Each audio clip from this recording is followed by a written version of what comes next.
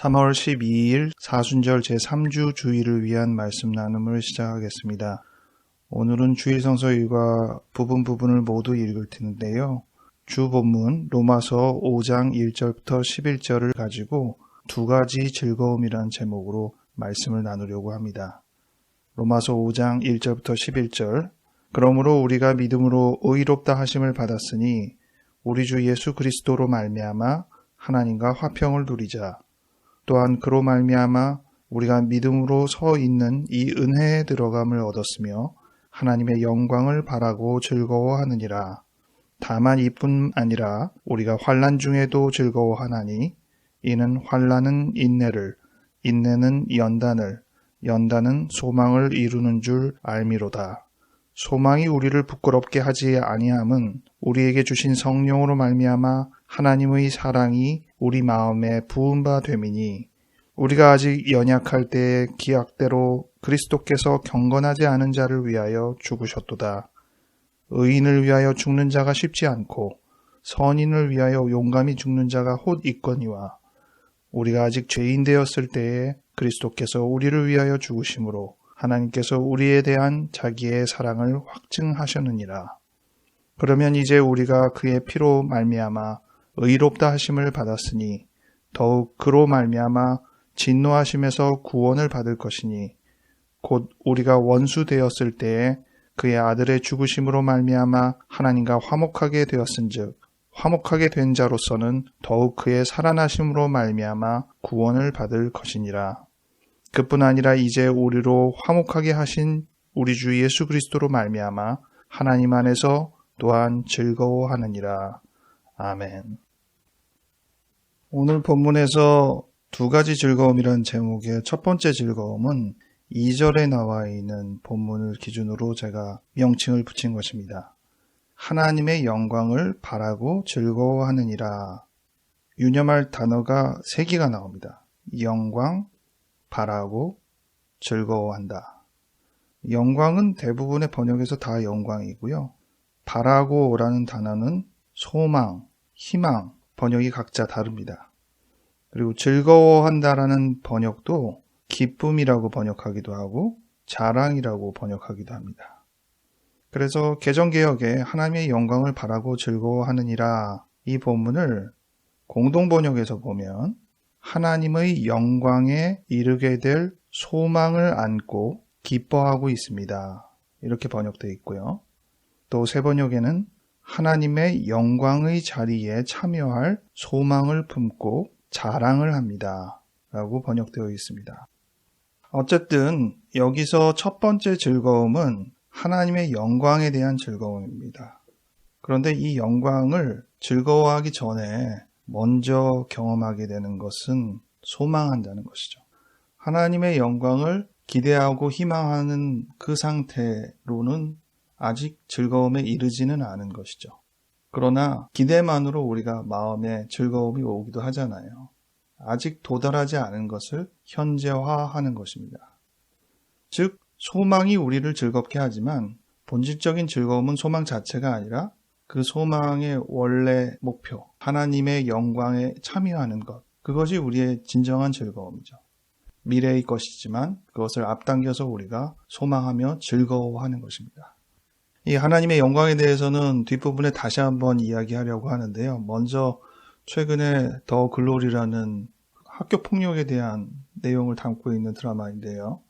제목이 왜 더 글로리일까 궁금했었습니다. 오늘 제가 하나님의 영광에 대한 이야기를 하다 보니까 영광이라는 단어를 왜 썼을까? 인터넷에 찾아보니까 이 김은숙 작가가 제목을 붙일 때 피해자의 글을 많이 읽어봤는데 그들의 공통점은 현실적인 보상보다 가해자의 진심 어린 사과를 원했다. 얻으려는 게 아니라 되찾으려고 하는 것이라는 것을 깨달았다고 했습니다. 폭력의 순간에 눈에 보이지 않은 많은 것들을 잃어버리게 되는데 인간의 존엄, 명예, 영광 이런 것들을 잃어버리게 되는데 그 사과를 받아야 비로소 원점, 거기서부터 시작이라는 것이죠. 그래서 제목을 더 글로리라고 정하고 이게 자신으로서는 피해자에게 드리는 응원이라고 이야기했다는 걸 보았습니다. 실제 드라마에서 주인공이 한 대사가 이런 대사가 있다고 합니다. 용서는 없어. 처절한 복수가 끝난 후 영광도 없겠지만, 즉 복수는 그들이 얻고자 하는 영광을 되찾아 주지는 않는다는 겁니다. 영광이나 존엄을 찾는 것은 복수가 아니라 진심 어린 사과라는 것이죠. 지금 우리도 이 말씀을 읽으면서 하나님의 영광의 자리를 생각해 보고 있습니다. 우리가 참여할 수 없었던 잃어버린 자리죠. 그런데 회복했죠. 오늘 본문의 1절에 그게 나오는데, 믿음으로 말미암아 의롭다 하심을 우리가 받았습니다. 예수 그리스도로 인하여 우리가 하나님과 화평을 누린다고 되어 있는데, 우리는 하나님과 화평을 누릴 존재가 아닌 거거든요. 이미 죄로 오염돼서 완전히 관계가 단절된 상태인데, 우리의 노력으로가 아니라 주 예수 그리스도께서 당신의 희생으로 우리를 의롭게 만드셨습니다. 그래서 다시 하나님과 함께 할 수 있는 상태로 우리를 복원시킨 것이거든요. 그래서 우리가 하나님의 영광의 자리에 참여하게, 하나님과 같이 할 수 있게 된 것입니다. 11절에도 비슷하게 나와 있습니다.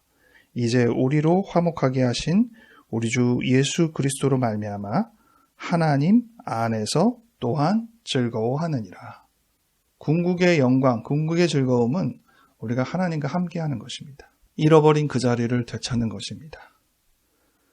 그런데 오늘 본문에서 두 번째 즐거움을 언급하고 있습니다. 3절에 나오는데, 다만 이뿐 아니라 우리가 환난 중에도 즐거워하나니.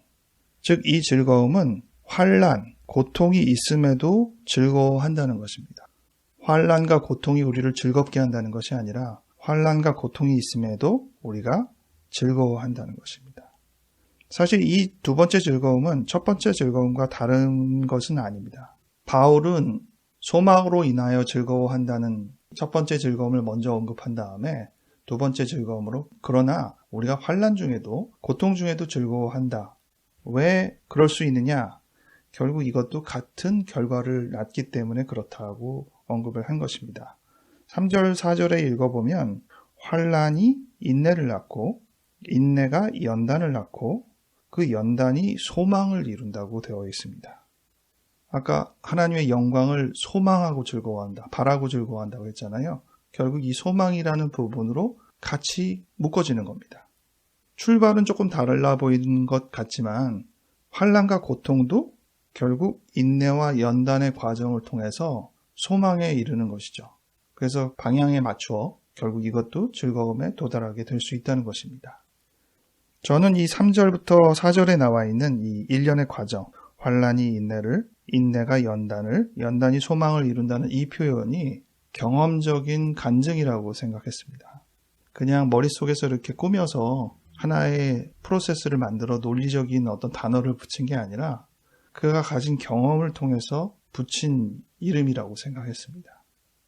바울이 이 로마서 이 본문에서도 그렇게 자기의 심정을 담았을 거라고 예상하는 것처럼 또 비슷하게 담았다고 생각할 수 있는 본문이 제가 보기엔 로마서 8장 38절부터 39절이 아닌가 싶습니다. 내가 확신하노니 사망이나 생명이나 천사들이나 권세자들이나 현재일이나 장래일이나 능력이나 높음이나 깊음이나 다른 어떤 피조물이라도 우리를 우리 주 그리스도 예수 안에 있는 하나님의 이 사랑에서 끊을 수 없으리라. 이 언급들, 사망, 생명, 천사들, 권세자들 이렇게 언급한 것들이 어떻게 나열된 단어냐 이거죠. 그냥 머릿속에서 생각해서 하나님의 사랑을 회방시키는, 또 하나님의 사랑과 우리를 떨어뜨리게 하는 것들로 인지적으로 판단한 어떤 항목들을 나열한 것이냐, 저는 그렇게 생각하지 않는다는 겁니다. 바울이 그의 삶에서 하나님의 사랑과 분리되게 유혹을 받았던 많은 경험들을 하나하나 생각해 볼 때 이 단어 하나하나들이 의미가 있다고 판단해서 언급했을 것이라고 생각합니다. 그 하나하나의 단어를 조금 따로따로 떼어서 바울의 어떤 삶과 관련되어 있을까, 또 우리의 삶과 어떻게 관련되어 있을까, 좋은 묵상이 될 거라고 생각했습니다. 그래서 이 로마서 8장도 그렇고 앞서서 읽었던 환난이 인내를, 인내가 연단을, 연단이 소망을 이룬다는 이런 표현들을 경험적으로 재해석해보는 기회를 가져보시면 좋겠습니다. 오늘 주일 성서 일과 중에 출애굽기 17장 1절부터 7절이 있는데 이것이 환난 중에 즐거워한다는 것과 대비되는 한 측면을 보여주고 있어서 부분을 좀 읽어드리려고 합니다. 먼저 1절에서 4절까지 읽어드리겠습니다. 이스라엘 자손의 온 회중이 여호와의 명령대로 신광야에서 떠나 그 노정대로 행하여 르비딤의 장막을 쳤으나 백성이 마실 물이 없는지라. 백성이 모세와 다투어 이르되 우리에게 물을 주어 마시게 하라. 모세가 그들에게 이르되 너희가 어찌하여 나와 다투느냐? 너희가 어찌하여 여호와를 시험하느냐? 거기서 백성이 목이 말라 물을 찾으매 그들이 모세에게 대하여 원망하여 이르되 당신이 어찌하여 우리를 애굽에서 인도해 내어서 우리와 우리 자녀와 우리 가축이 목말라 죽게 하느냐? 모세가 여호와께 부르짖어 이르되 내가 이 백성에게 어떻게 하리이까? 그들이 조금 있으면 내게 돌을 던지겠나이다. 7절 마지막 절을 읽어드리겠습니다. 그가 그곳 이름을 마사 또는 무리바라 불렀으니 이는 이스라엘 자손이 다투었음이요 또는 그들이 여호와를 시험하여 이르기를 여호와께서 우리 중에 계신가 안 계신가 하였음이더라. 즉 이 부분은 백성들이 하나님이 안 계신다고 생각하는 본질에서부터 출발한 다툼이라는 것입니다. 우리가 오늘 하나님의 영광에 대해서 이야기를 했는데 이 영광은 하나님이 함께 계신다는 것을 전제로 하잖아요. 근데 환란이 닥치면 도움이 손길이 없다는 것으로 인하여 하나님이 결국은 없다라는 결론까지 이어지기 때문에 환란은 대체로 부정적인 방향으로 가게 되어 있는 것입니다. 그게 정상적인 흐름인 거죠. 저는 본문을 읽을 때 약간 딴 생각을 하기도 했어요. 이스라엘 백성은 원래 유목민족이기 때문에 돌아다니면서 물을 찾고 그것을 통해서 우물을 만들고 그리고 가축을 키우고 하는 것에 다른 어떠한 민족보다도 능력이 좋은 민족인 겁니다. 그것으로 전문성이 있는 민족인 거거든요. 근데 출애굽한 백성들이 비록 그 지역에 물이 없어서 그럴 수도 있긴 하지만 우물 파는 그들의 원래 조상들로부터 이어진 능력을 많이 상실한 게 아닌가 그런 생각을 잠깐 했어요. 애굽 생활을 오래 하다 보니까 그들이 갖고 있던 원래의 기능들을 많이 잃어버린 것이죠. 어쨌든 그런 입장에서 자기의 탓을 하지 않고 오로지 그것을 다 하나님이 안 계신 원망의 탓으로 돌릴 수 있던 것도 이 환란이 문제죠. 오늘 주일성서 일과 중에 시편 95편이 있는데 8절부터 9절 읽어드리겠습니다. 너희는 무리바에서와 같이 또 광야의 마사에서 지냈던 날과 같이 너희 마음을 완악하게 하지 말지어다. 그때 너희 조상들이 내가 행한 일을 보고서도 나를 시험하고 조사하였도다. 이 시편에서도 나오지만 이 마사, 무리바, 하나님과 인간의 분열을 전형적으로 보인 본문이라고 할 수 있는데 그 환란 앞서서 경험한 것이 있습니다. 하나님의 은총이 그들로 하여금 노예 생활을 끝내고 자유인으로 출애굽할 수 있는 경험을 하게 한 것입니다. 하나님의 영광을 이미 한번 경험한 것이죠. 하나님의 하시는 능력들을 다 본 사람들입니다. 그런데 그 이후의 변화 과정에서 또 다른 환란을 만나자 그 전의 경험이 무색해지는 예를 보여주는 것이죠. 우리가 앞서 경험한 것들이 우리에게 자양분이 되어서 토양이 되어서 다음 상황에서 다른 국면을 맞이하고 또 새로운 환란을 당할 때 거기에 흔들리지 않고 충분히 즐거움으로 유지할 수 있는 능력을 왜 가질 수 없을까? 이것이 출애굽 당시의 백성들과 바울의 차이라고도 할 수 있겠습니다. 우리는 분명히 선 경험들을 가지고 있어요. 그 경험들을 어떻게 해석하고 지금의 기반으로 삼고 있는지를 되돌아보면 우리가 이 환란 가운데 환란의 자연스러운 수순대로 부정적인 결론에 이를지 그러함에도 불구하고 새로운 프로세스를 따라 소망의 자리에 결과적으로 하나님의 영광에 참여하는 그 즐거움에 이르게 될지 이 큰 갈림길에서 우리는 어느 길을 가고 있는지 생각해 보면 좋겠습니다. 다시 즐거움의 첫 번째로 되돌아가 하나님의 영광에 참여하는 즐거움에 대해서 다른 주일성서 본문을 읽으며 정리를 하려고 합니다. 오늘 주일성서 일과 중에는 요한복음 4장 5절부터 42절 본문이 담겨 있는데요. 이 본문은 수가성에서 여인을 만난 이야기입니다. 이 본문 중에서 34절부터 36절 본문을 제가 읽어드리겠습니다. 예수께서 이르시되 나의 양식은 나를 보내신 이의 뜻을 행하며 그의 일을 온전히 이루는 이것이니라. 너희는 넉 달이 지나야 추수할 때가 이르겠다 하지 아니하느냐? 그러나 나는 너희에게 이르노니 너희 눈을 들어 밭을 보라. 희어져 추수하게 되었도다. 거두는 자가 이미 삭도 받고 영생에 이르는 열매를 모으나니 이는 뿌리는 자와 거두는 자가 함께 즐거워하게 하려 함이라. 이 본문 36절에도 함께 즐거워한다고 했는데 뿌리는 자와 거두는 자라고 했습니다. 누가 뿌렸을까요? 예수 그리스도께서 뿌리셨다고 봐야겠죠. 누가 거둡니까? 바로 우리가 거둡니다.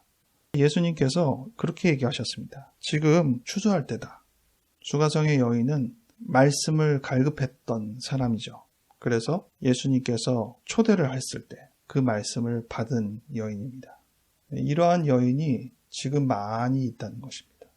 우리 주변에 거둘 수 있는 사람들이 많이 있다는 것입니다. 그러면서 주님의 뜻을 행하며 그것을 온전히 이루는 것이 나의 양식이라고 했습니다.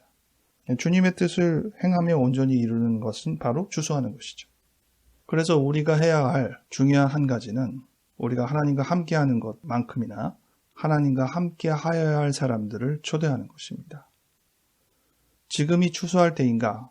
예수님께서 활동한 그 당시에만 한정되어서 쓰는 표현인가? 지금도 유효하다고 여러분이 결론을 내린다면 우리가 우리 주변을 한번 살펴봐야겠죠. 그리고 오늘 예수님께서 말씀하신 대로 희어져 추수하게 될 정도의 상황이 보이는지를 우리의 영적인 눈으로 확인해야겠습니다.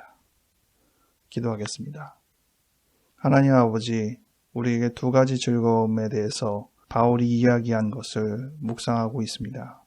하나님의 영광에 참여하는 놀라운 기쁨을 기대하며 지금 이 자리에서 우리가 먼저 즐거워할 수 있기 바랍니다.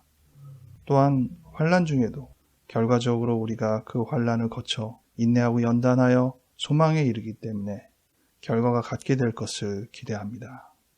하지만 우리의 마음은 연약해서 환난에서 의심에 빠지기 쉽고 하나님과 절연되기 쉬운 줄 압니다.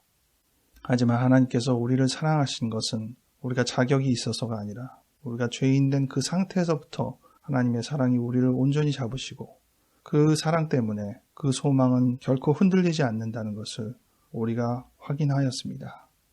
주님의 사랑을 붙잡고 어떠한 것도 우리가 하나님의 사랑에서 끊어내지지 않는다는 것을 확신하며 즐거움에 참여할 수 있도록 도와주시옵소서. 무엇보다도 우리 주변에 이 즐거움에 참여할 많은 사람들이 기대하고 갈구하는 것들을 발견하고 그들에게 도움의 손길을 줄 수 있는 사람들이 되게 하여 주시옵소서. 감사드리옵고 예수님 이름으로 기도하였습니다. 아멘.